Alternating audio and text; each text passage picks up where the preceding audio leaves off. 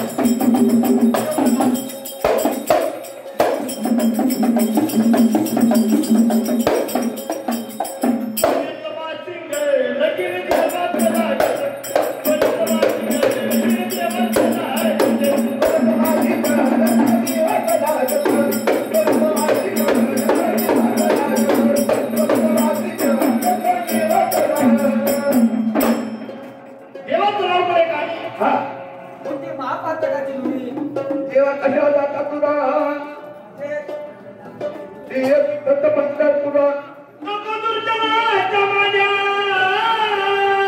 अनमर्या साधू संतांच्या झोपड्या कोण्या गवळ देशाची माणूस मतवाली कर घेऊन माझ्या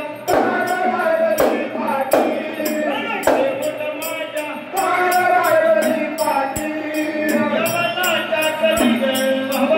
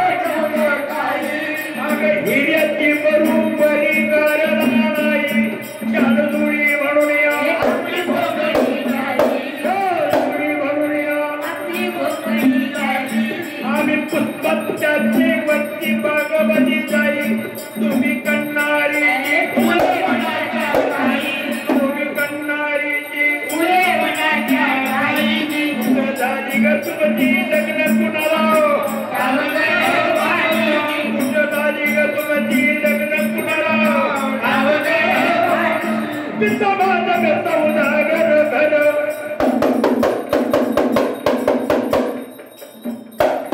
पिता माझा करता उजागर केवत कुलप माझं बाहेर ऐकवा नाही जागेवर ऐकवा लग्नाची आले थोर थोर तरुणियातल्या ब्रह्माने गाठी घर घेऊन माझ्या लागली पाठी